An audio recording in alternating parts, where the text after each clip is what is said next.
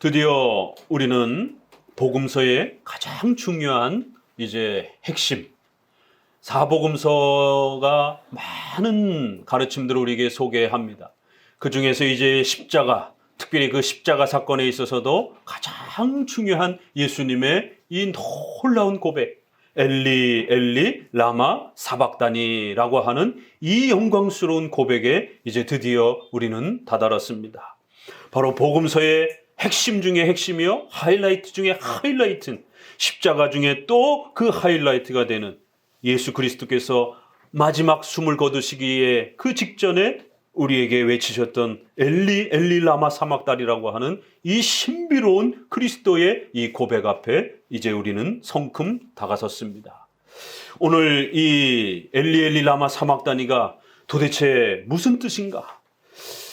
나의 하나님 어찌하여 나를 버리셨나이까? 라고 하는 이 어마어마한 이 고백이 과연 무슨 뜻인가? 오늘 이 귀한 가르침 앞에 모두 섰습니다.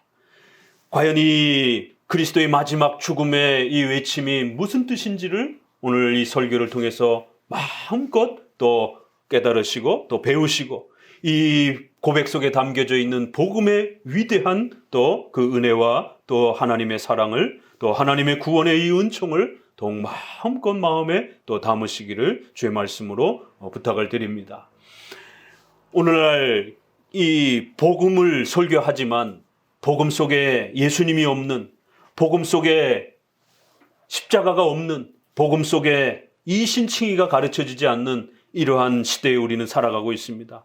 그래서 복음을 그저 웃기는 얘기, 배꼽 잡는 얘기나 듣다가 돌아가고, 그저 설교가 수많은 세상 사회적인 이런 돌아가는 이야기나 하고, 또 복음을 설교한다라고 하면서 또 목회자의 개인의 그러한 그 욕망과 욕심을 또 표출하는 이러한 수많은 메시지들이 교회에 또 이러한 마치 고린도서에 있는 말씀처럼 순수한 포도주를 물을 섞어서 그 맛을 버린 것처럼 이렇게 복음에 온갖 잡다한 것들을 섞어서 성도들로 하여금 복음이 무엇인지를, 그 복음의 감격스러운 메시지를 듣지 못하게 하는 이러한 심각한 시대에 우리는 살아가고 있습니다. 오늘 바로 복음 중에 복음인 마가복음의 이 엘리 엘리 라마 사박다니는 바로 복음이 무엇인지를 우리에게 정확하게 가르쳐주는 그런 메시지입니다. 복음이란 정치도 아니요, 복음이란 인권도 아니요, 복음이란 부자가 되는 기복주의도 아니요, 복음이란 신비로운 체험을 하는 그런 방언이나 하고 이상한 은사 체험이나 하는 이러한 것도 아니요, 복음이란 자녀가 잘 되는, 또 병이 고쳐지는 이러한 것도 아니라는 겁니다. 예수님은 그 마지막 죽음 직전에 엘리 엘리 라마 사박다니라고 외치시면서 나의 하나님 어찌하여 나를 버리시나이까를 외치시면서, 이 고백을 듣는 자들이 예수님의 이 고백을 통하여 예수님의 죽음은 정치적이고 돈과 세상 부귀 영화를 위한 죽음이 아니라 바로 우리 인류가 처해 있는 하나님의 무서운 그 저주와 정죄, 지옥에서 영원히 벌받으며 사탄의 종로를 타며 또 지옥의 무서운 벌을 받아야 하는 이러한 비참한 인류의 그러한 죄의 모습을 우리에게 지적해내고 있는 것이, 바로 그 죄로부터 어떻게 구원받는가, 그 비참한 지옥의 형벌로부터 우리 인류는 어떻게 해야만이 영생과 구원을 누릴 수 있는 것인가, 바로 이 비밀이 바로 오늘 엘리 엘리 라마 사박다니라고 하는 이 복음의 핵심의 내용 속에 담겨져 있는 것입니다. 바로 예수님께서 우리가 받아야 되는 하나님 앞에 정죄와 저주받은 그 무서운 형벌을 하나님이신 예수님께서 직접 본인이 받으시고, 직접 본인이 대신 그 형벌을 받으시는, 대신 우리 죄를 갚아주신다라고 하는, 우리 대신 죄값을 치른다라고 하는, 우리 대신 형벌을 받으신다라고 하는, 우리가 가야 할 지옥, 우리가 받아야 할 지옥의 고통, 우리가 받아야 될 하나님의 무서운 정죄, 하나님으로부터 영원히 버림받아야 되는 이 무서운 하나님과의 분리, 하나님의 외면, 하나님의 저주, 하나님의 진노, 이 모든 것을 바로 이 복음의 핵심인 엘리 엘리 라마 사막다리라고 하는 이 한마디 안에 다 담기는 것을 보게 됩니다. 대속적, 형벌적 죽음이라고 하는 것. 예수님의 죽음은 단순한 죽음이 아니라 우리 대신 죄값을 치르기 위한 그런 죽음이요, 우리가 받아야 될 형벌을 대신 받으시는 대속적 형벌이라는 것. 왜 이러한 표현을, 이러한 교리적 표현을 우리의 선조들은 그렇게 신앙 고백 안에 담아낸 것입니까? 복음을, 그리스도의 죽음을 다른 식으로 자꾸 설명을 하기 때문에, 예수님의 죽음의 의미를 자꾸 다른 식으로 설명을 하기 때문에, 그런 식으로 예수님의 죽음을 설명하게 되면 그저 우리가 잘 먹고 잘 사는 기복주의적인 그러한 죽음을 죽으신 것처럼, 정치적인 그런 목적을 위해서, 인권을 위해서 죽으신 것처럼 이렇게 혼동될 수 있다는 거예요. 그렇게 예수님의 죽음을 설명하면 안 된다는 겁니다. 우리의 병이라고 치고 신비 체험을 하기 위한 그런 죽음으로 설명하면 안 된다는 거예요. 예수님의 죽음은 이신칭의의 비밀을 가르치는, 이신, 믿음으로써, 이런 뜻이에요. 신자는 믿을 신자니까 믿음으로, 이는 도구, 뭐뭐로써, 이런 뜻이에요. 한문적 표현이기 때문에 믿음으로써 칭의, 칭, 여겨준다, 그렇게 봐준다, 그렇게 인정해 줄 것이다, 그렇게 간주하다, 그렇게 여겨주다, 칭해준다. 원래는 그런 게 아닌데 그렇게 여겨주겠다라는 거예요. 원래는 그렇게 안 봐줄 건데 이제부터는 그렇게 봐주겠다라는 거예요. 의, 더러운 자가 아니라 의로운 자로, 지옥에 갈 자가 아니라 하나님과의 영생을 누리며 그렇게 천국에 살 자로, 의로운 자로 그렇게 여겨주겠다라는 거예요. 그렇게 인정하고 받아들여 주겠다라는 거예요. 이 신칭의 꼭 기억하셔야 됩니다. 바로 예수님의 죽음은 우리의 죄값을, 우리의 형벌을, 우리가 받아야 될 하나님의 진노를, 하나님으로부터 영원히 지옥에 버림받아야 되는 그 버림을 대신 받으시고, 예수님이 친히 벌 받으시고, 예수님이 친히 버림받으시고, 예수님이 친히 죄값을 짊어지시고 그 처참한 죽음을 겪으시는 그 복음의 하이라이트를 이렇게 소개하는 거예요. 엘리 엘리 라마 사막다니. 그걸 다시 풀어 설명하니, 나의 하나님, 나의 하나님, 어찌하여 나를 버리시나이까. 절대로 성부 하나님과 성자 하나님은 영원토록 단 한 번도 분리된 적이 없습니다. 그런데 어마어마한 표현이 오늘 이 본문을 통해서 하나님이, 성부 하나님께서 그리스도를 버리신다라고 이렇게 표현을 하고 있는 거예요. 가히 상상할 수 없는 그런 표현과 문장이 저와 오늘 여러분 앞에 놓여져 있습니다. 이 신칭의를 소중하게 여기는 자들에게는 이 오늘 34절이 가슴을 떨리고 눈물을 자아낼 수 있는, 읽어도 가슴 벅찬 그런 메시지로 다가올 것이나, 이 신칭의를 소중하게 여기지 않는 자들은 이 구절이 뭘 그렇게 대단한 구절인가 라고 의구심을 품을 것이에요. 왜 예수님은 버림받아야 되는가? 왜 예수님은 죽어가시면서 그 마지막 죽음의 고통에서 단순한 육체의 그 고통보다도 목마르고 칼로 찔리고 그 몸이 찢어지는 그러한 육체의 고통보다도 더 엄하고 더 무서운 고통이 소개가 됩니다. 그래서 지난 설교 말씀처럼 육체의 고통보다도 신속히 성경은 우리에게 다른 고통에 눈을 돌리도록, 우리가 더 관심을 갖도록, 육체의 그 적나라하게 피가 터지고 막 이런 것보다도 그 예수님의 마음의 고통스러운 그 고백의 음성에 귀를 기울이도록 우리를 신속히 그 그리스도의 고백으로 끌고 갑니다. 그 그리스도의 그 고통스러운 마음의 고백은 바로 하나님으로부터 버림받는다라고 하는 이 엄청난 고백이 바로 그 핵심인 것이, 영원토록 단 한 번도 분리된 적이 없는 이 그리스도와 성부 하나님의 삼위일체 하나님의 이 귀한 연합이 오늘 이 고백 속에는 마치 성부 하나님에게서 버림받는 것처럼 그렇게 고백이 됩니다. 그래서 이 고백 안에는 그러면은 예수님의 신성이 버림을 받는 것인가? 예수님의 인성이 버림을 받는 것인가? 예수님이 버림받는 것인가? 도대체 이 버림받는다는 게 무슨 뜻이지? 이거 잘못 해석하게 되면 삼위일체가 깨집니다. 성부의 신성과 성자의 신성은 영원토록 또 앞으로도 영원토록 절대로 분리되거나 찢어지지 않습니다. 그런데 왜 예수님은 성부 하나님으로부터 버림받는다라고 말하는가? 이거는 예수님의 인성의 그 버림받음을 말하는 것입니다. 해석을 잘해야 됩니다. 예수님이 버림받는 것이, 그럼에도 그것은 예수님의 인성이 버림을 받는 것이. 이렇게 이 구절은 아주 신중하게 해석을 하면서 이 부분에서 마치 예수님의 신성이 버림받는 것처럼 이렇게 해석을 하게 되면은요, 예수님의 신성이 죽는 것처럼 해석이 됩니다. 그럼 신이 죽어? 이렇게 되면은 사신신학이라고 이렇게 또 자유주의 신학 안에 신이 죽는다라고 하는 또 이런 신학들이 또 있습니다. 이건 잘못된 비성경적인 신학이에요.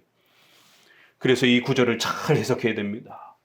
자, 오늘 이렇게 귀한 복음 중에 복음의 핵심이 담겨 있는 이 엘리 라마 사막다니나라라고 하는 이 표현을 왜 예수님이 이제 십자가에 못 박히시는 그 마지막 고백으로서 우리에게 마가복음은 이렇게 소개하고 있는가를 오늘 또 함께 읽어냅니다. 결국 빌립보서 2장 8절에 있는 것처럼 사람의 모양으로 나타나셨음에 자기를 낮추시고 죽기까지 복종하셨으니 곧 십자가의 죽으심이라 라고 하는, 바로 예수님이 우리의 죄를 대신 갚으시기 위하여, 우리가 받아야 될 그 무서운 지옥의 형벌을 대신 받으시기 위하여, 죽음의 형벌을 대신 죽으시기 위하여 이 땅에 낮아지셨는데, 어디까지 낮아지셨다고요? 죽기까지 복종하시면서 십자가에 죽으시는 이 엄청난 낮아지심의 그 하이라이트를 바로 우리에게 가르쳐 주는 것입니다. 성육신하여 이 땅에 오신 것만 해도, 신이 이 땅에 인간의 모습을 가지고 낮고 천한 곳에 오신 것도 감격스러운 일인데, 더 나아가 우리가 죽어야 될, 우리가 받아야 될 그 무서운 저주와 정죄와 지옥의 형벌을 대신 받으시면서 죽기까지 복종하시는 그리스도의 낮아지심에, 이 감격스러운 그리스도의 낮아지심의 은혜를, 우리를 사랑하시고 우리의 죄를 해결하시기 위하여 낮아지시는 그리스도의 위대한 이 은혜와 사랑을 우리는 맛보게 되는 것이. 그래서 이 복음의 이 소중한 가르침에 집중하지 아니하면 결국 기독교는 복음이 빠진, 예수님이 빠진 이러한 심각한 허수아비 같은 그런 기독교가 될 수 있다는 사실을 기억하셔야 됩니다. 자, 그러면 우리가 이 부분을 좀 더 둘로 나눠서 이렇게 살펴보도록 합니다. 예수님의 이 마지막 오늘 죽음의 이 장면에 우리는 모두 숨을 죽이고 예수님께서 이제 어떻게 죽으시는가를 들여다봅니다. 성경을 자세히 읽으셔야 됩니다. 성경을 집중해서 읽으셔야 됩니다. 그러면 성경이 보여지기 시작합니다. 성경이 이해되어지기 시작합니다. 그러면 여러분이 꿈속에서, 환상 속에서 이렇게 뭔가를 경험하고 체험하는 것, 그거보다 더 신비롭고 놀라운 하나님이 약속한 이 복음의 비밀을 이제 마음껏 누리는 그런 은혜가 주어지게 되는 것이, 오늘 예수님이 죽으시는 그 마지막 장면에 예수님이 어떻게 죽어가시는가, 무엇을 위해서 죽어가시는가, 예수님의 이 죽으심의 그 한 구절 한 구절이 무엇을 뜻하는가를 잘 집중해 보셔야 됩니다. 첫 번째 33절을 같이 읽어봅니다. 제6시가 되매 온 땅에 어둠이 임하여, 6시가 되매 온 땅에 어둠이 임하여 9시까지 계속하더라. 성경을 읽으려면 앞뒤에 그런 문장들을 자세히 읽어야 됩니다. 우리가 앞부분에서 15장 25절에 때가 제3시가 되어 십자가에 못 박으니라. 3시쯤에 십자가에 못 박았고 6시쯤부터 시작해서 9시까지 흑암이 임했다. 이렇게 표현을 합니다. 일단 기본적으로 십자가상에서의 사건의 그 정황들을 정확하게 좀 보셔야 됩니다. 그런데 요한복음에는 육시에 예수님이 넘겨지는 것처럼 이렇게 표현이 됩니다. 그래서 복음서의 요한 복음과의 시간이 조금 차이가 이렇게 나타나서 혼동을 우리에게 주기도 합니다. 그러나 이것은 성경의 그 유대인들이 표현하는 시간법의 독특한 시간이에요. 그래서 이건 오늘 우리가 쓰는 태양력 시간, 24시간의 이런 태양력 시간이 아닙니다. 그래서 이거를 번역해가지고 현대의 시간에 맞춰서 번역하는 쉬운 성경도 있고, 그저 원문대로 그냥 그대로 이렇게 유대인들의 그런 시간 개념으로 이렇게 육시다 이렇게 쓰기도 합니다. 그래서 첫 번째는 요한복음의 시간과 다른 복음의 마가복음의 시간이 서로 차이가 난다라는 거. 두 번째는 그 시간이 오늘 우리의 24시간의 태양력 개념하고 다른 개념이라는 거. 그러니까 소위 음력 시간 개념입니다. 그러니까 우리도 음력이 있기 때문에 이 유대인들이 음력 개념에 그런 시간을 써요. 그러니까 우리 시간하고 지금 태양력 시간하고 좀 다른 시간입니다. 이거는 어떻게 해결하냐면 6시간을 더하면 됩니다. 그래서 오늘 우리의 시간에다 맞추려면 성경이 표현하는 시간에다가 6시간을 더하면 지금 우리의 시간이에요. 그러니까 6시 그러면 12시, 정오가 됩니다. 그래서 9시 그러면 오후 3시가 되는 것이에요. 3시에 십자가에 못 박았더라 그러면 오전 9시에 예수님이 십자가에 못 박히신 겁니다. 그러니까 대략 9시에 못 박히셔서 3시에 숨을 거두시면 대략 한 6시간 정도의 이러한 시간을 십자가상에서 보내신 것을 보게 됩니다. 이것 자체도 상당히 특별한 것입니다. 그래서 이제 뒷부분에 보게 되면 왜 이렇게 빨리 죽었지? 이러면서 다른 강도들과 비교해서 예수님의 이러한 죽음이 너무 빨리 죽으셨기 때문에 다른 강도들은 다리를 꺾어가지고 숨을 단축시켜서 죽여버리잖아요. 그런데 예수님은 벌써 운명을 하신 것이. 그래서 옆구리에 창을 찔러서 그 피를 빼내는 장면을 이렇게 보게 됩니다. 그러니까 예수님은 신속히 죽으신 것을 보게 됩니다. 일반적인 그러한 죽음보다도. 자, 그것도 이제 뒤에 소개가 됩니다. 이처럼 시간 부분에서는 6시간을 더해서 계산해 보게 되면 정오. 그래야 왜 갑자기 어둠이 임했는지에 대해서 우리가 좀 더 특별하게 들여다볼 수가 있습니다. 예수님이 이제 12시쯤 정오쯤에 되어서 3시간 정도의 특별한 일이 일어났습니다. 어떤 일이 벌어졌다고요? 누가복음의 이 부분을 조금 더 설명하기를 23장 44절에 때가 제6시쯤 되어 해가 빛을 잃고 온 땅에 어둠이 임하여 제9시까지 계속하더라. 그래서 이 온 땅이라고 하는 부분을 지구 전체가 그러면은 어두워졌느냐 이렇게 좀 해석하시는 분도 있고, 그거보다는 좀 더 넓은 땅에 이렇게 어둠이 임한 것으로 봐야지 지구 전체가 어두워졌다 이렇게 하기에는 조금 이렇게 해석에 어려움이 있지 않느냐. 그래서 아무튼 상당히 넓은 땅에 그 예루살렘 주변을 중심으로 해서 상당히 넓은 땅에 온 땅에 어둠이 임했다. 그것도 3시간 가까이를 그렇게 흑암이 임한 걸 보게 됩니다. 그러면 낮에 갑자기 어두워지게 되면 오늘날로 과학적 설명은 이것은 일식에 해당이 됩니다. 그러나 일식은 그렇게 오래 가지 않습니다. 아주 길어봐야 뭐 그 30분 안에 이렇게 끝나버리지 이렇게 3시간 이상씩 오래 걸리지 않습니다.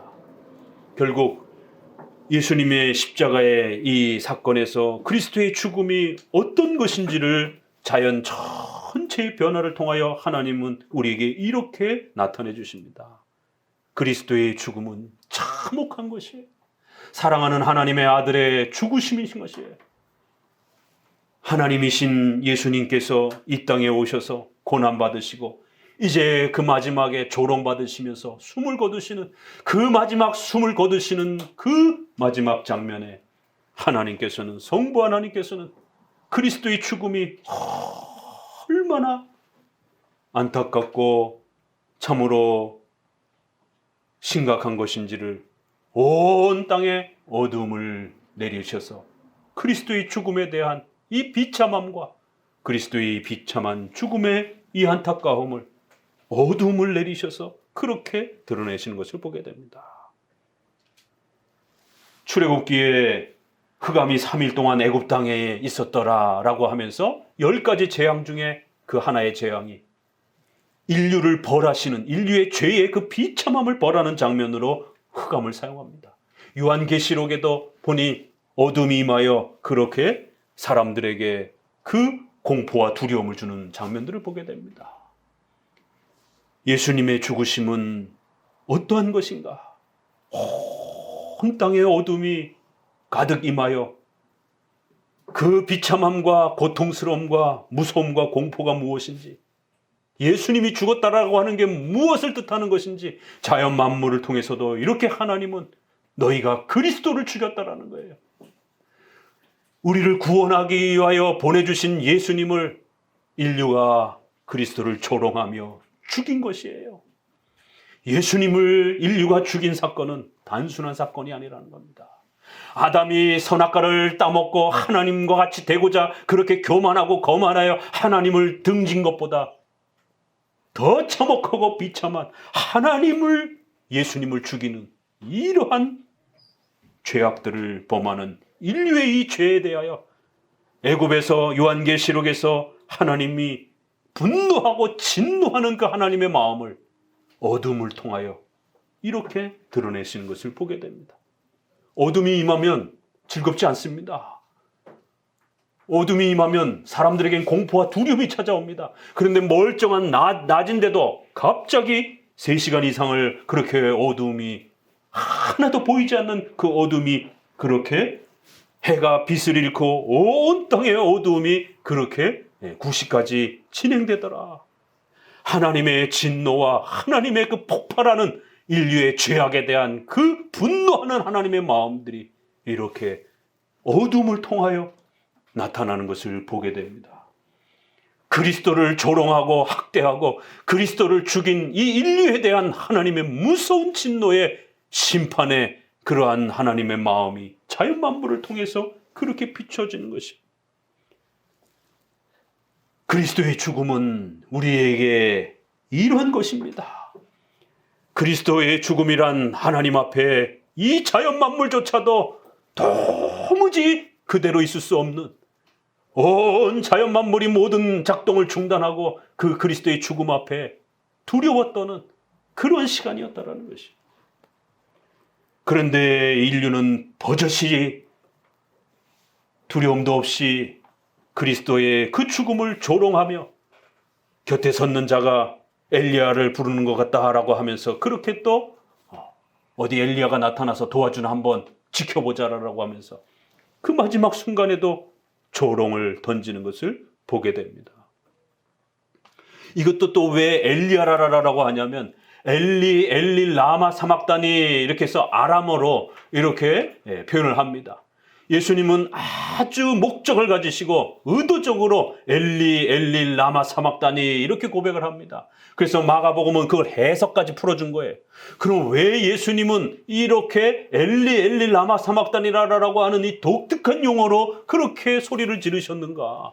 거기에 헬라어로, 당대 많은 군중들은 다 헬라 언어를 쓰고 있는 사람들이기 때문에 헬라어로 외쳐야 다 알아들으실 텐데, 오히려 예수님은 엘리 엘리 라마 사막다니라라고 하는 아람어로, 그저 히브리인들이나 좀 알아들을 수 있는 아람어로 이렇게 고백을 합니다. 이거 설명은 좀 뒤에서 하고요. 그러다 보니까 엘리 엘리 라마 사막다니 이렇게 아람어로 표현합니다. 근데 마태복음에서는 엘로이 엘로이 이렇게 표현합니다. 히브리어적으로. 우리 번역은 그냥 엘리 엘리로 다 번역을 해버렸어요. 그러나 원문을 보게 되면 엘로이 엘로이 마태복음은 이렇게 돼 있고 마가복음에는 엘리 엘리 이렇게 돼 있어요. 그러니까 군중들이 듣기에 엘로이 엘로이처럼 이렇게 들어버리게 되면 엘리야처럼 이렇게 들려지는 것이에요. 엘리야에게 도움을 요청하나? 아유, 이제 죽을 때 되니까 이제는 엘리야한테 좀 도움을 요청하나 보지? 이런 식의 조롱인 거예요, 이게. 결국 예수님도 별거 없구만. 그렇게 세상을 구원한다고 하더니만, 세상의 주라고 하시더니만, 결국에는 앞에서부터 조롱해왔던 자기도 구원하지 못하고, 죽어가는 옆에 동료도 구원 못하고, 결국 마지막 순간에는 엘리야한테 저렇게 도움을 구하는구나. 어디 한번 지켜보자. 이렇게 그리스도의 그 마지막 우리 인류를 살리기 위하여 엘리 엘리 라마 사막다니 하면서 주여 내가 대신 그 진노와 벌을 받을 테니 아버지 하나님께서 택하신 주의 백성들을 구원하여 주옵소서. 그런 고백입니다, 이게. 내가 대신 버림받을 테니 저들을 구원해 주옵소서. 내가 대신 당신의 그 무서운 저주와 정죄를 받을 테니 당신의 백성들을 벌하지 마시고 저들을 살려주십시오. 인류를 구원해 주십시오. 라고 그렇게 마지막 외치는 그 마지막 외침조차도 엘리야 구하나 보지? 이제는 힘이 빠지니까 이제는 도움을 요청하나 보지? 이러면서 그리스도를 조롱하는 것이. 그러한 조롱과 인류의 이 참혹한 죄악 앞에 성부 하나님은 무섭게 진노하시면서 그리스도의 죽음을 함부로 대한 이 인류에 대하여 너희의 이 참혹한 죄악이 그리스도를 무시하고 외면하고 그리스도를 학대하고 조롱했던 이 죄악은 결국 자연 전체도 붕괴되어질 정도로 그런 무시무시한 죄가 될 것이다라고 하는.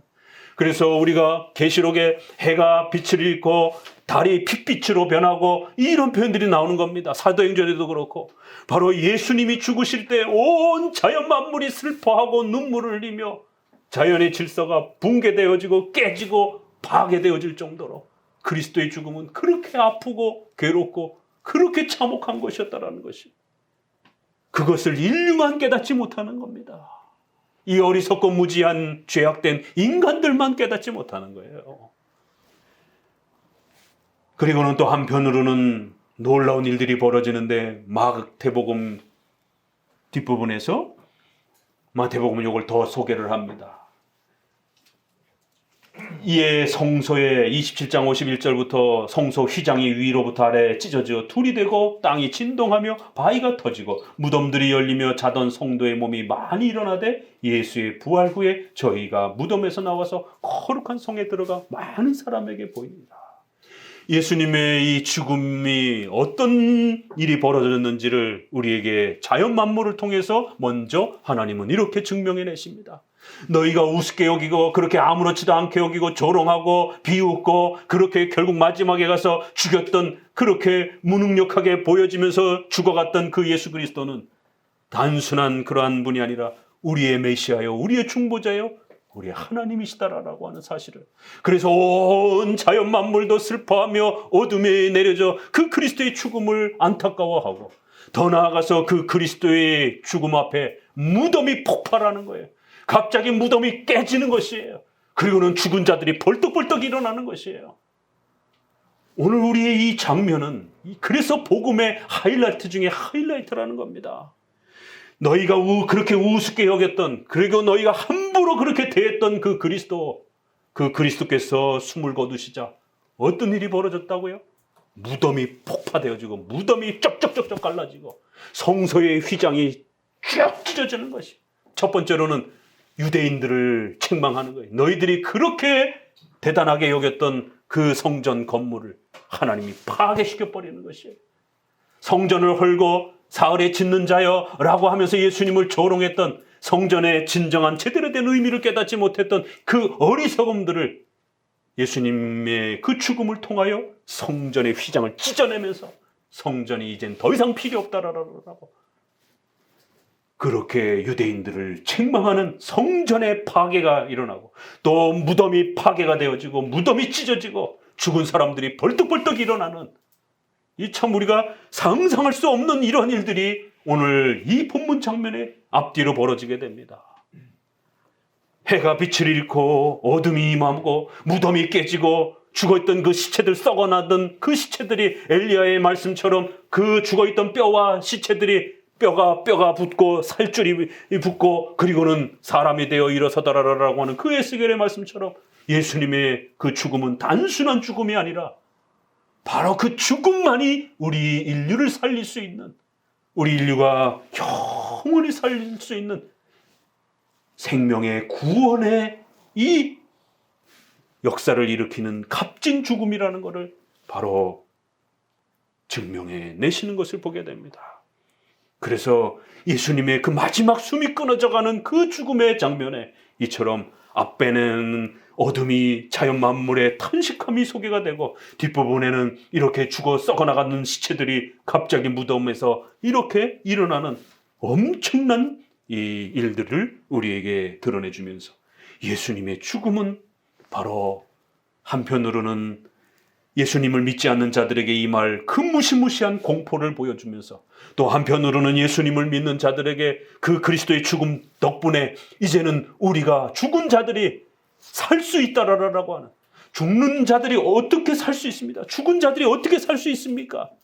인류는 바로 이 죽음이라고 하는 가장 무서운 벌 앞에 놓여져 있는 것이, 이 세상 그 어떤 인간도 죽음을 극복한 인간은 없습니다. 이 세상 그 어떤 권력과 돈을 가진 인간도 이 죽음을 극복한 인간은 아무도 없습니다. 그래서 성경에서 우리에게 가르치는 인간의 비참함, 그 인류의 비참이란 바로 생활 속에서 아프고 괴롭고 고통당하는 이러한 삶의 비참함을 첫 번째 이야기하고, 두 번째로는 인류가 처한 죽음의 이 고통을 두 번째로 이야기하고, 세 번째로는 영원히 하나님 앞에 버림받는 지옥의 형벌을 가장 무서운 벌로 그렇게 소개를 합니다.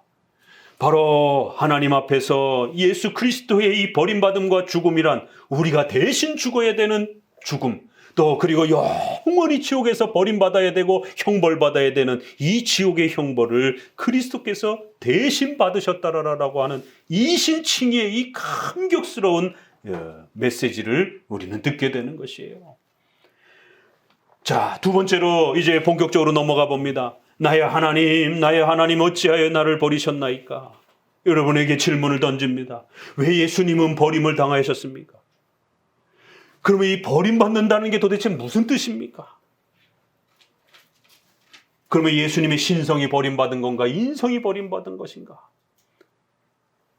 도대체 인간의 죄가 얼마나 참혹하고 무섭길래 이렇게 사랑하는 아들이신 예수 그리스도를 반드시 죽여야만이 이 하나님의 정죄가 끝이 난다라는 거예요. 도대체 인간의 죄는 얼마나 참혹하고 무서우길래 다른 걸로도 용서가 안 되고 오직 그 아들 사랑하는 예수 그리스도를 그 처참한 고통 속에 죽여야만 끝이 나는, 그 예수님을 버리셔야만이 끝이 나는, 도대체 그런 거냐라는 거예요. 우리가 생각하는 그러한 죄하고 성경이 말하는 죄하고는 근본적으로 다릅니다. 성경이 말하는 이 죄는 그렇게 참혹한 것이에요. 인류가 처한 이 죄의, 이 지옥의 형벌이라고 하는 이 참혹함은 그렇게 심각하고 탄식스러운 것입니다. 성경은 끊임없이 이 참혹함에 대해서 거듭거듭 이제 우리에게 가르칩니다. 이제 우리 22장으로 넘어가서 1절을 같이 봅시다. 오늘 우리가 찬송에서도 이제 22장을 한번 좀 더 불러보실 건데요. 특별히 우리가 성찬식 할 때 이 21장을 우리가 반복해서 많이 부릅니다. 바로 오늘 이 엘리 엘리 라마 사막다니를 더 깊이 이해하기 위해서는 바로 시편 22편을 잘 우리가 이해해야만이 예수님의 이 탄식의 고백이 무엇인지를 더 깊이 이해할 수 있습니다. 21장 1절 2절을 같이 읽어봅니다. 내 하나님이여 어찌 나를 버리셨나이까? 어찌 나를 멀리하여 돕지 아니하시며 내 신음하는 소리를 듣지 아니하시나이까? 내 하나님이여 내가 낮에도 부르짖고 밤에도 잠잠치 아니하오나 응답하지 아니하시나이다. 바로 다윗이 적들로부터 고통받고 이러면서 하나님께 도와달라고 고백했던 이 시편의 고백을 예수님께서는 그대로 자기 자신에게다가 끌어다가 그렇게 자신의 고통의 그 하나의 예언처럼 이렇게 사용하시는 것을 보게 됩니다.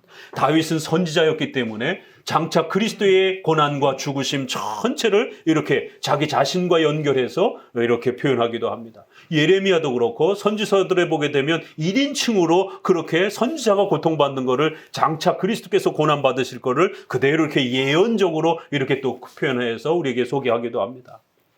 여러분, 성찬에서 22편을 부를 때마다 바로 이 고백이 그리스도의 십자가의 엘리 엘리 라마 사막단이라고 하는 바로 그 고백이에요. 내 하나님이여 어찌하여 나를 버리시나이까? 내가 버림받지 아니하면 안 됩니까? 반드시 버림받아야 됩니까? 이런 질문이지요. 어찌하여? 이것을 왜? 이런 식으로 번역하면 안 됩니다. 왜? 이러면 뭔가 따지는 느낌이 이렇게 납니다. 그래서 우리 번역도 이게 어찌하여가 이게 사실은 왜 이런 느낌이 약간 나긴 나요. 그러나 그래도 상당히 수준 높게 번역이 된 겁니다. 어찌하여. 그런데 왜 이러면 상당히 뭔가 원망하면서 불평하면서 따지는 듯한 느낌이 이렇게 왜라는 어감 때문에 확 듭니다. 그러나 이것은 어찌하여 또 어떠한 목적으로 어떠한 그러한 계획 속에서 어떠한 그러한 하나님의 뜻 속에서 그래서 실제 히브리어도 what에 해당이 되는 표현입니다. why가 아니에요. 왜가 아니라 무엇을 이런 뜻이에요. 나의 하나님 무엇을 위하여 이렇게 내가 고통받도록 하셨습니까? 나를 이렇게 버리셔야만 합니까? 어떠한 목적을 이루시기 위하여 이렇게 꼭 버려야 하시는 것입니까? 나를 왜 돕지 않습니까? 왜 내 신음하는 소리를 듣지 않습니까? 반드시 나를 버리셔야만 되는 것입니까? 성자 예수님께서 성부 하나님께 부르짖는 그 탄식 어린 소리가 22편으로 들어오니 더 깊은 내용으로 소개가 됩니다. 중간중간에는 또 다윗 자신에게도 속한 부분들이 있지만 전체적으로는 그리스도의 고난에 대한 예언들이 이렇게 더 많이 소개가 됩니다. 6절을 같이 읽어봅니다. 나는 벌레요 사람이 아니라 사람의 해방거리요 백성의 조롱거리이니이다. 나를 보는 자는 다 비웃으며 입술을 삐죽이고 머리를 흔들며 말하되 저가 여호와께 의탁하니 구원하실 걸 저를 기뻐하시니 건지실 걸 하나이다. 예수님께서 지금 십자가에 못 박혀 돌아가시면서 그 군중들로부터 종교 지도자들로부터 그 조롱받았던 마치 예수님을 벌레 취급하는 마치 예수님이 자신의 죄 때문에 죽는 것처럼 예수님은 우리의 죄를 지금 대신 짊어지시고 그 고난을 받으시는데 마치 예수님이 뭔가를 잘못해서 벌 받는 것처럼 그래 어디 한번 내려와봐 그래 어디 한번 변명해봐 라고 끊임없이 조롱한 그래서 마치 예수님을 벌레 취급하듯이 그렇게 조롱하더라는 것이 입술을 삐죽거리며 머리를 흔들며 지난 설계도 본 것처럼 아하 탄식을 하면서 저 무능강력한 자 좀 보소라고 하면서 그렇게 머리를 흔들면서 다 비웃으며 입술을 삐죽이고 머리를 흔들며 말하되 그대로 성취가 되는 것을 보게 됩니다. 여호와께 의탁하니 하나님이 구원해 주실 걸 어디 하나님 앞에 한번 살려달라고 해봐 내려와봐 그럼 우리가 믿겠다라는 이런 조롱 섞인 말들 13절 같이 계속 읽어봅니다. 내게 그 입을 벌림이 찢고 부르짖는 사자 같으니이다. 나는 물같이 쏟아졌으며 내 모든 뼈는 어그러졌으며 내 마음은 촛밀 같아서 내 속에서 녹았으며 내 힘이 말라 질그릇 조각 같고 내 혀가 이틀에 붙었나이다. 주께서 또 나를 사망의 진토에 두셨나이다. 개들이 나를 에워쌌으며 약한 무리가 나를 둘러 내 수족을 찔렀나이다. 내가 내 모든 뼈를 셀 수 있나이다. 저희가 나를 주목하여 보고 내 겉옷을 나누며 속옷을 제비 뽑나이다. 예수님의 옷을 찢어 쪼개는 것까지 그것을 나누는 것까지 예수님의 그러한 그 고통을 가하는 그래서 예수님의 그 물과 피가 쏟아지고 그 모든 뼈가 어스러지고 아스러지는 이러한 모든 고통들이 예수님에게 온전히 전달되었다라고 이렇게 고백을 합니다. 도대체 인간의 죄악은 얼마나 무서운 것이길래 인간의 죄악은 도대체 어떤 것이길래 하나님이 벌하신 그 정죄와 저주는 무엇이길래 사랑하시는 하나님의 아들 예수 그리스도께서 이렇게까지 버림받으셔야만 하는 비록 신성은 영원히 함께 하시는 그러한 신성의 본질 때문에 버림받지 않으실지라도 그의 인성은 이렇게 버림을 받으시는 것입니다. 그래서 이 그리스도의 이 어마어마한 죄값을 감당하시는 이 고통을 이 사망의 고통을 우리의 사도신조에서는 지옥에 내려가시고 이렇게 고백하는 겁니다.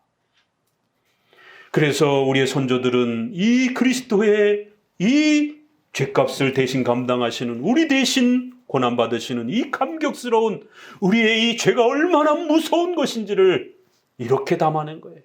지옥의 고통을 맛보는 그런 고통이다라고. 그런데 오늘날 감리교와의 연합 그 사도신조가 1800 후반부에 1905년에 번역이 되어지면서 장로교가 지켜왔던 지옥에 내려가시고에 대한 이 사도신경의 고백이 다 없어져 버렸어요. 지옥에 내려가시고는 지난 종교개혁 이후로 500년 동안 기독교회가 지켜왔던 예수 그리스도의 라마 엘리엘리 라마 사막다니 나의 하나님 어찌하여 나를 버리시나이까 라고 하는 이 지옥의 고통, 이 사망의 고통을 그리스도께서 고난받으신 우리의 죄가 얼마나 무서운 것인지를 그렇게 가르치는 소중한 우리의 신앙 고백이었던 것입니다. 사도행전 2장 24절을 읽어봅니다. 그래서 이 예수님의 고통을 이렇게 사도행전 이 구절에서 우리의 선조들은 잘 읽어냈고, 바로 예수님께서 하나님 앞에 버림받는 이 고통이 바로 또 사도행전에서는 또 이렇게 표현됐다라고 그 근거를 또 이렇게 표현하기도 합니다. 사도행전 2장 24절 같이 읽어봅니다. 하나님께서 사망의 고통을 풀어 살리셨으니 이는 그가 사망에게 매여 있을 수 없음이로라. 비록 예수님은 지옥에 가셨던 것은 아닙니다. 가톨릭처럼 연옥에 가신 것도 아닙니다. 다른 교파들은 이상하게 해석합니다. 그러나 우리 장로교와 우리 기독교 정통개혁파교에 있어서는 예수님이 실제로 지옥에 내려가신 것이 아니라 지옥과 같은 고통을 맛보신 것으로 그렇게 상징적인 것으로 해석을 합니다. 인간이 받아야 될 그 지옥의 고통을 예수님이 대신 그 사망의 고통을 받으시는 그런 것으로 해석을 하는 것이에요. 그래서 지옥에 내려가시고 음부강하, 지옥강하라고도 이렇게 교리를 표현하기도 하고, 산도 신조에서는 지옥에 내려가시고 음부에 내려가시고 라고 이렇게 고백을 하는 것이 바로 사망의 고통, 지옥의 고통, 우리가 하나님 앞에 버림받는 그 영원한 지옥의 형벌의 고통을 예수님이 이제 하나님 앞에 버림받는 그 죽음에 숨이 끊어진 그 순간, 그리고 또 3일 동안 예수님께서 그 예수님의 시신이 무덤에 그렇게 묻혀 계시는 그 기간 동안을 우리가 전체로 그렇게 지옥의 고통을 받으셨다 이렇게 표현하는 것이, 영원하신 하나님의 아들이 그렇게 무덤에 갇혀서 3일 동안 또 십자가에서 엘리엘리 라마 사막다니라고 고백하면서 하나님 앞에 버림받는 이 처참한 버림받음과 그 사망의 무덤에 갇히는 이러한 고통을 겪으셨다라는 거예요. 왜요? 저와 여러분의 죄를 대신 갚으시기 위해서, 우리 대신 형벌을 당해내시기 위해서, 감당하시기 위해서, 하나님의 무서운 진노와 그 고통을, 분노를, 하나님의 심판을 받아내시기 위해서. 그래서 이게 복음 중에 복음이라는 거예요. 그래서 여러분들이 사도신경을 고백할 때마다 빌라도에게 고난을 받으시고 십자가에 못 박혀 죽으시고 장사되사 지옥에 내려가시고, 여기를 고백할 때는 우리의 가슴이 떨려야 되는 것이, 매번 하는 고백이니까 아니요, 매번 할 때마다 예수님이 우리를 의롭게 하기 위하여, 우리를 하나님의 자녀로 영생의 이 복을 누리기 위하여, 사망의 이 죽음을 깨트리기 위하여 우리 대신 하나님 앞에 벌받은 이 대속적 형벌, 대속적 죽음이라고 하는 게, 의를 우리에게 얻어주신 이 이신칭의의 복을 우리에게 주시기 위하여 예수님이 어떤 값진 그 희생을 치르셨는지를 절대 잊으셔서는 안 됩니다. 여러분, 주일 성수 하루 지키는 게 그렇게 아까우십니까?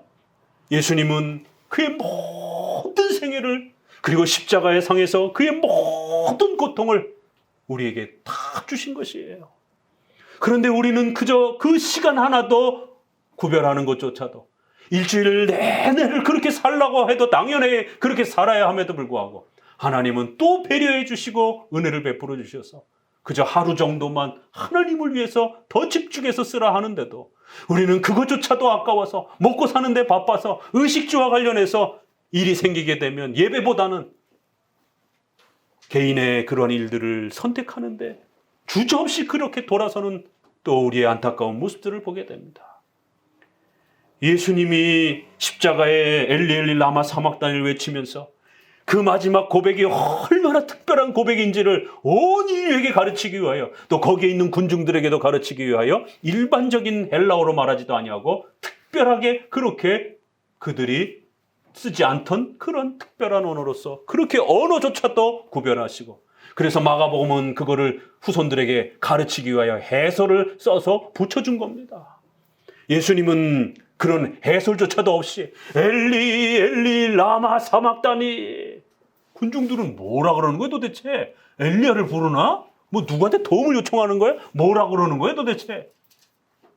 아무도 그 인류가 그 예수 그리스도의 마지막 외침을 못 알아듣는 거예요. 관심 없어 하는 거예요. 그럼에도 예수님은 하나님 앞에 마지막 진노까지 다 감당하시기 위하여 하나님, 제가 버림받을 테니 저들을 구원하여 주옵소서라고 그렇게 하나님을 향하여 외치시는 것입니다. 적어도 이 마지막 고백은 그런 고백입니다. 자, 우리 주보로 돌아와서 이제 이 지옥에 내려가시고에 대한 내용들을 우리 간략하게 한번 읽어봅니다. 주보의 교리문답의 65문에 칼빈의 제네바 교리문답, 음부에 내려가셨다라는 말에 가르치는 것이 무엇입니까? 읽어봅니다. 답. 이것은 그리스도께서 영과 육체의 분리를 뜻하는 제한적인 죽음의 고통만을 겪으신 것이 아니고 그분의 영혼이 괴로움과 죽음의 고통이라고 말한 것처럼 상상하기 힘든 괴로움 속에 갇혀 있었음을 말해주는 것입니다. 예, 이거는 사망의 고통이라고 하는 바로 그 베드로서 2장의 죽음의 고통이라고 하는 상상할 수 없는 그 힘든 괴로움 속에 갇히셨다라고 하는, 그것을 맛보셨다라고 하는 그러한 고백입니다. 이건 자연적인 그런 그저 육체가 힘들어서 겪는 그런 정도의 죽음이 아니라는 거예요. 하나님 앞에 버림받는 이 엄청난 고통을 예수님이 고백하는 고백이라는 거예요. 66문, 도대체 어떤 이유로 그런 일이 생겼으며 또한 어떻게 일어났습니까? 답. 그리스도께서는 죄인들을 대신하여 죄를 지시기 위해서 하나님 앞에 나아가셨으므로 그분은 마치 하나님으로부터 버림받기나 한 것처럼, 아니 하나님께서 마치 그분을 향해 진노하시기나 한 것처럼 당신의 양심 안에서 이러한 가공할 만한 고통을 느끼셔야만 했습니다. 그래서 나의 하나님 어찌하여 나를 버리셨나이까 라고 외친 거라는 거예요. 이런 가공할 만한 고통을 온전히 받아내셨다라는 거예요. 하나님의 진노를. 67문, 하나님께서는 실제로 예수 그리스도에 대하여 진노하셨습니까? 그렇지 않습니다. 그러나 하나님께서는 이사야를 통해 예언된 말씀을 증명하시기 위해 그분에게 고통을 가하지 않으면 안 되었던 것입니다. 즉 그리스도께서 아버지의 손에 맞으신 것은 우리의 죄 때문이었으며 또한 그분은 우리의 죄악을 짊어지셨습니다. 예수님이 미워서 진노하신 그런 걸로 이해하시면 안 된다는 거예요. 영원한 사랑으로 그렇게 함께 하시는 삼일체 하나님이신 거예요. 그런데도 왜 사랑하는 아들 예수 그리스도를 그렇게 버리시고 그렇게 진노하셨냐라는 거예요. 바로 우리 인간의 죄악을 예수님께서 대신 짊어지신다고 하셨기 때문에, 그래서 그 인류가 처한 죄악과 악이, 하나님을 버린 그 인류의 악이 얼마나 비참하고 무서운 것인지를, 그래서 반드시 버려야만 한 그러한 하나님의 심판의 과정이라는 것이 우리의 죄악 때문이라는 겁니다. 68문, 그러나 친히 하나님이신 그가 마치 하나님으로부터 버림받기나 한 것처럼 어떻게 그러한 심한 고통, 공포 속에 머물러 있을 수 있습니까? 다 우리는 그리스도께서 당신의 인성에 따라 이러한 극단적인 공궁 속에 계셨다고 이해합니다. 이렇게 되기 위해서 그분의 신성은 마치 잠시 동안 숨어 계신 듯 신성의 능력을 나타내 보여주지 않으셨던 것입니다. 세상의 구원자이신 예수 그리스도께서 어떻게 그러한 저주 가운데 빠질 수 있습니까? 다 그리스도께서는 그 고난에 머물러 있기 위한 것이 아니었습니다. 왜냐하면 그분은 우리가 말한 그 공포를 느끼셨지만 그것에 패배당하거나 억눌리지 않았습니다. 오히려 이를 깨트리고 멸하시기 위하여 음부의 권세에 대항하시고 싸우셨기 때문입니다. 그래서 인간이 겪어야 할 형벌을 대신 받으시고 사망을 그렇게 끊어내셨다라는 거예요. 자, 우리 하이델베르그 요리문답 44문을 보게 되면 왜 사도신경에는 음부에 내려가셨다라는 규절이 덧붙여져 있습니까? 답. 내가 개인적인 유혹과 위기에 처해 있을 때마다 주 그리스도께서 그 삶을 통하여 특히 십자가상에서 말로 다 할 수 없는 영혼의 슬픔과 고통을 겪으심으로써 지옥의 고통과 슬픔으로부터 나를 구원하셨다라는 것을 확신시켜주기 위해서입니다. 성도 여러분, 오늘 우리가 함께 복음 중에 복음인 바로 십자가 중에 십자가인 엘리엘리 라마 사막다리라고 하는 나의 하나님 어찌하여 나를 버리셨나이까 라고 하는 이 예수님의 마지막 이 사망의 고통 어린 이 고통을 우리는 듣습니다. 1세기에도 외쳐졌던 고백이요, 오늘도 우리는 성경을 통해서 이 그리스도의 외침을 다시 듣습니다. 예수님이 자신이 직접 그 하나님의 저주와 정죄를 받으실 테니 인류를 구원해 달라라고 하는, 하나님의 백성들을 구원해 달라라고 하는 이 거룩한 복음의 외침을 우리의 가슴에 담아야 됩니다. 평생토록 잊지 마셔야 됩니다. 우리 대신 그 무서운 진노와 형벌을 대신 받으시는 그러한 죽음을, 그러한 하나님의 진노에 그러한 대신 받으시는 이러한 은혜를, 대속적 고난과 대속적 죽음을 잊으시면 안 되는 것이, 이게 바로 이 신칭이요, 이게 바로 복음의 핵심인 것입니다.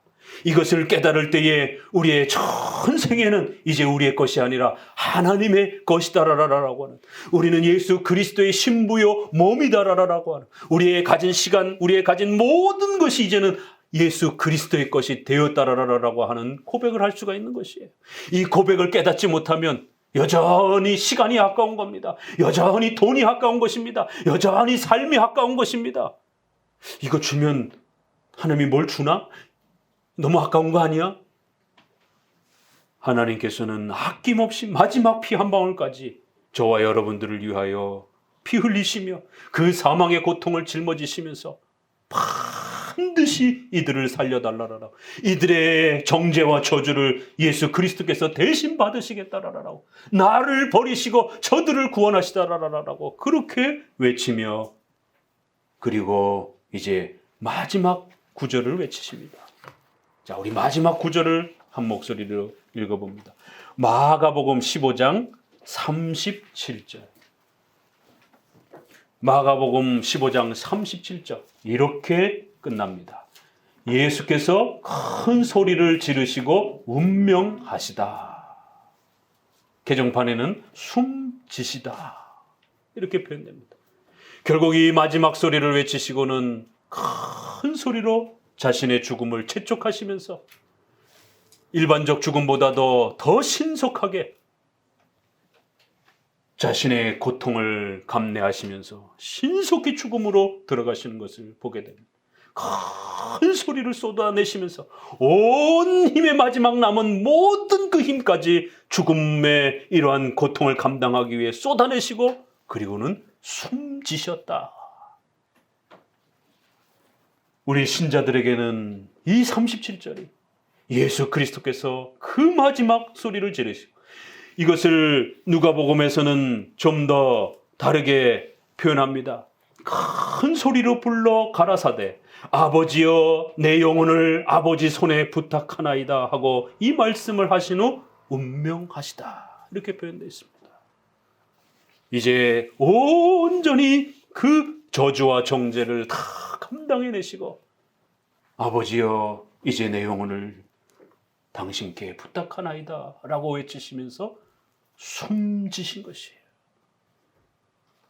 예수님의 죽음은 적어도 이런 죽음이라는 것입니다. 오늘 우리 복음서의 마지막 이 핵심을 우리가 함께 또 배우면서 예수님의 구원이란, 우리 기독교의 이 복음의 이신칭의의 이 비밀이란 이렇게 감격스럽고 우리의 전생애를 다 갚아도 다 갚을 수 없는 이러한 값진 은혜를 우리가 받았음을 이렇게 성경은 가르치고 있는 것이에요. 그래서 이제는 사탄도 건들 수 없고 사망도 여러분들을 건들 수 없고 그 어떤 고난과 환난도 우리를 건들 수 없는, 오직 하나님의 택하신 백성들은 환난이나 기근이나 적신이나 그 어떤 것으로도 파괴할 수 없는 오직 예수 그리스도와 하나 된 그리스도의 신부요 그리스도의 몸으로 영원히 영생하며 하나님과 동행하며 살 수 있는 그런 복된 값진 하나님의 자녀되는 권세와 은혜를 얻게 되었다라고 말하고 있는 것입니다. 그리스도의 이 마지막 외침을 평생 간직하며 이신칭의의 복된 은혜를 지켜가는 우리 성도들 되시기를 주의 말씀으로 권면을 드립니다.